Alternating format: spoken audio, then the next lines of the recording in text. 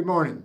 Dennis Engelbrecht with the Family Business Institute and the CEO Roundtable Program for Contractors. We just finished our series of spring roundtable groups and really was sort of blessed and fortunate to see a couple of amazing cultures. Some truly great cultures that we got to witness in some of our groups during this spring.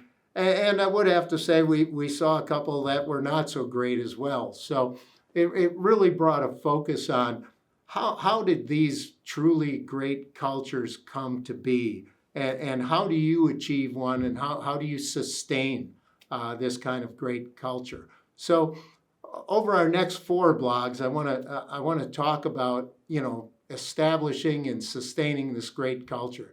Today I want to focus on leadership, and really top leadership.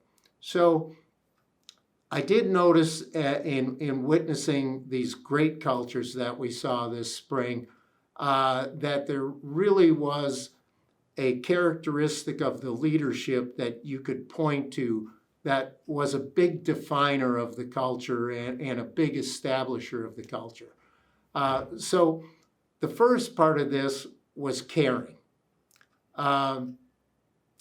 Very interesting. In our roundtable groups, we're often interviewing multiple people, 8 or 10 people at a time. And that the word caring was prevalent when we did the interviews for these particular great cultures. And it wasn't just caring. The words truly care, really care. What was interesting is, it wasn't enough they were caring. It was the level of caring that people felt going down through these businesses that they were getting from their top leaders.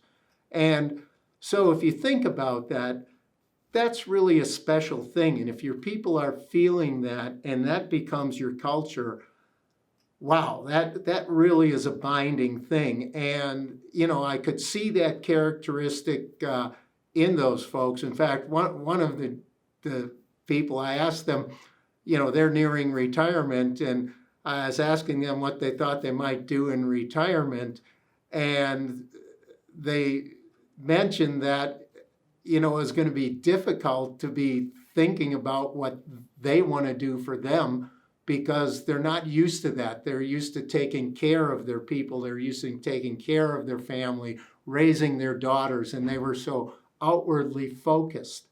And I think, again, if you go back to that caring, there is an outward focus to that. And I was happy to hear that because it really helped me sort of define why people felt cared for. So that was really cool. The other characteristics of this great leadership to create these great cultures was some level of intelligence, being smart, but really where it came out was great decisions. People felt like these leaders who created these great cultures made the right decisions. They weren't always quick decisions, or dramatic decisions. But, when things happened out there, throughout the company, they were well thought out. People felt like, the decisions took into account everything, and they just made good decisions. So good decision making. And again, if you think back to feeling cared for, great decisions probably reflect that level of care for the people and the employees again as well. And then finally, the other thing coming out of that leadership was a calmness. So from these great leaders with these great cultures, you could see where, construction can get a little crazy, right? Can get emotional and all of these things. Well, these leaders reflected a calmness. And I think that calmness helps employees feel assured, helps them trust the organization, trust leadership, because they're not raving lunatics, going crazy, making, erratic decisions and things like that. That sort of calm, tried and true approach to things, I think from those great leaders was important. So if you want to establish a truly great culture, make sure, I'm sure all of you do care, but make sure that caring comes through and it's apparent and it's out front in how you lead.